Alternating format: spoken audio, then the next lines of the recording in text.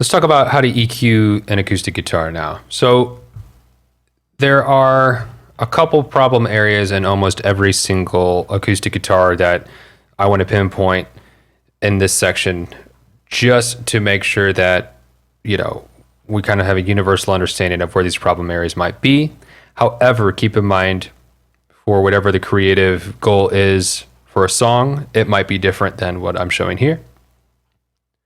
Also, the genre might be different to require something to sound more vintage or more lo-fi or more filtered for, say, a dance track or something, in which we might go more extreme on these techniques or perhaps do something in the opposite. But generally, when we record an acoustic guitar in a studio, there is going to be a couple problem areas that we should focus on. Okay, so what we're going to do is we're just going to open up a stock EQ8 on this track here. Okay, so what I'm going to do is open up the analyzer so that way we can see the frequencies that are occurring when the guitar is playing.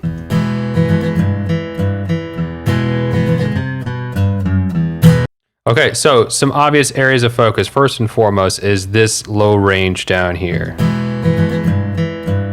There's definitely something happening there, right? But let's see if we can actually hear it. So what we'll do in Ableton, you can hit this little headphone button and we can take this, let's shift it to a bell shape, right?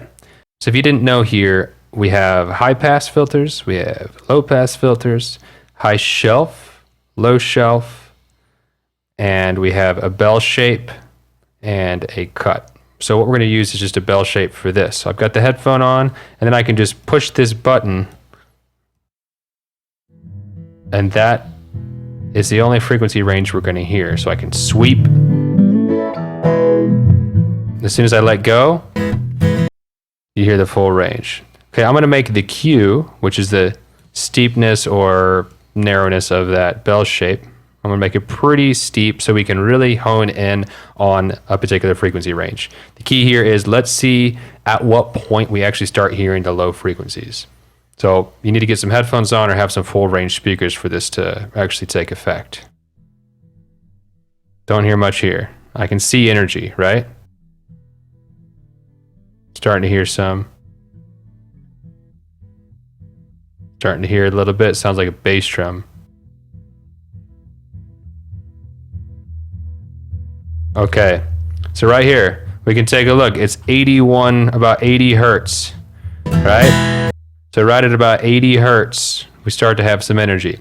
So I'm going to change this from a bell to a high pass filter.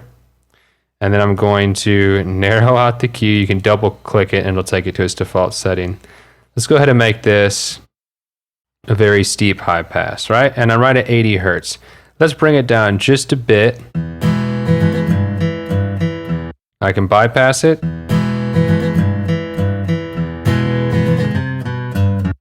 Okay, so what it's doing is it's basically giving us a little bit more headroom. So even though we don't really hear that sound, the energy is there and it's existing in our signal, and we want to clean that up. So first and foremost, let's just cut out anything we don't need.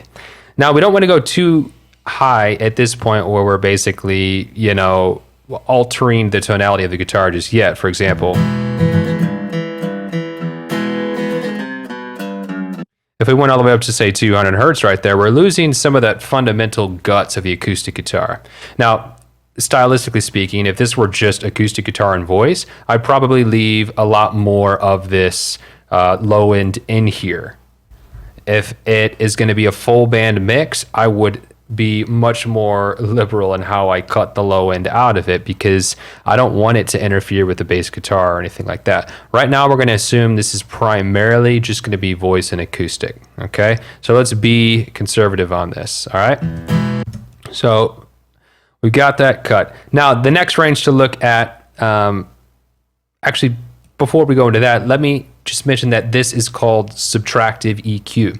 Right, the idea here is that we're not boosting a bunch of stuff that we think sounds good, okay? Because we're going to lose even more headroom that way. What we're trying to do is get rid of what does not sound good, okay? And then from there, we can sculpt it and do an additive method later, okay? So we got rid of any low rumble we don't need. Now let's get into sort of that boxy or sort of boomy and boxy range of the acoustic guitar. That's usually somewhere around 100 to 250 hertz, depending on the actual guitar itself.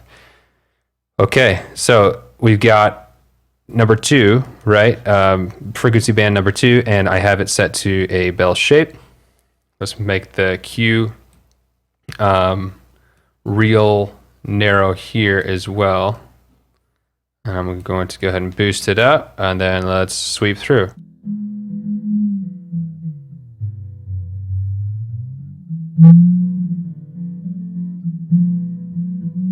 We got something jumping out at us about there. That's probably a bit too extreme of a Q. Let's make it a little more wide.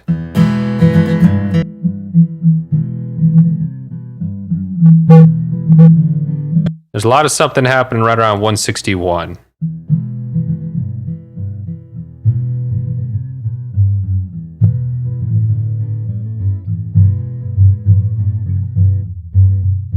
And there's a lot happening right around 100. So why don't we start at right around 100, okay? And let's go ahead and take that and cut it down a bit, okay? We can make it a little bit more narrow to focus in on that. Let's go to band 3.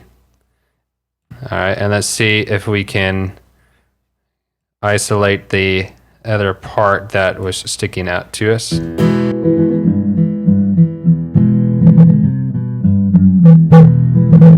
All right, there we go. Let's make it a bit more narrow here. Narrow here. All right.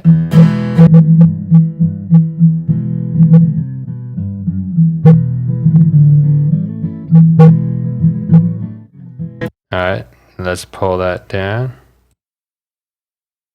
Okay.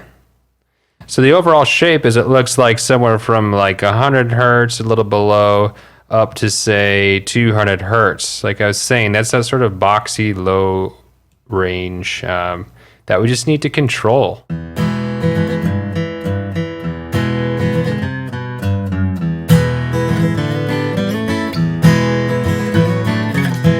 Okay, and then we turn it off.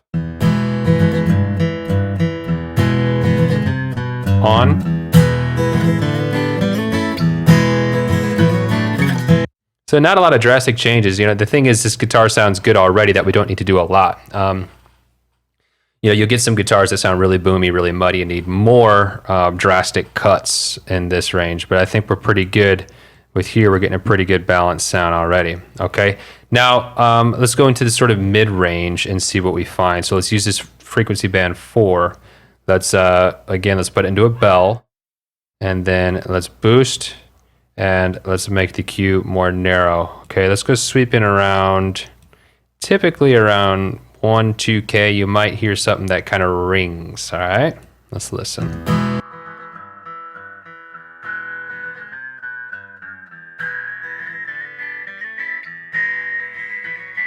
Getting there.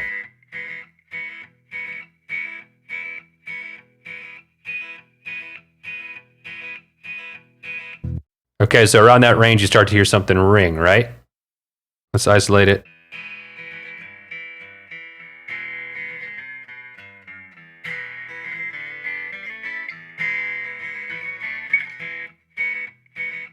Okay, so around 2.2K, let's go ahead and bring that down a bit. Not too extreme. Remember, this guitar sounds good. We don't want to start making it sound bad, okay? Just subtle.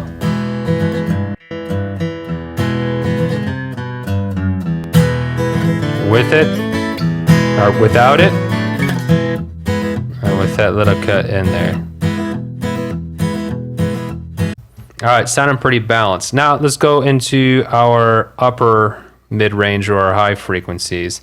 Let's add in this 5th band. Again, bell shape is what we're looking for here. We can boost it up, narrow the Q, and I want to find the good, right? So we're going to do some additive EQ at this point. Bring in some of the shimmer of the guitar.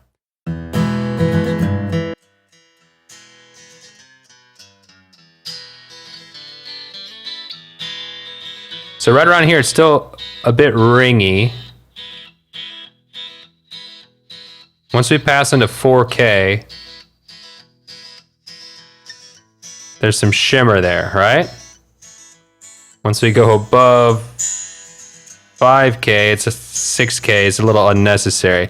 Why don't we hone in on around 5K and let's make the Q a bit wide. Let's not be too exaggerated here. Let's see what this does.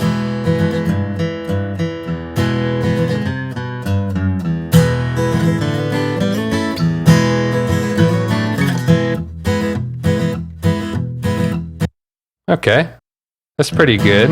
Let's kind of sweep down a bit. Go extreme so we can really hear what we're doing.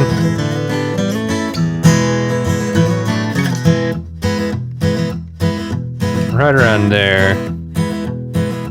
Okay, and now we've got a nice sort of stock acoustic EQ that we can utilize for most acoustics, you know, give or take what we did here. So we started with cutting the lows out, identified where the rumble was with this particular guitar.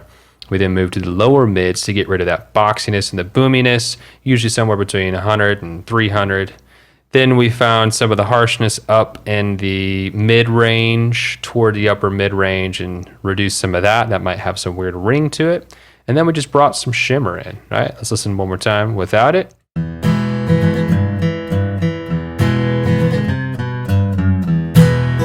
And then with it.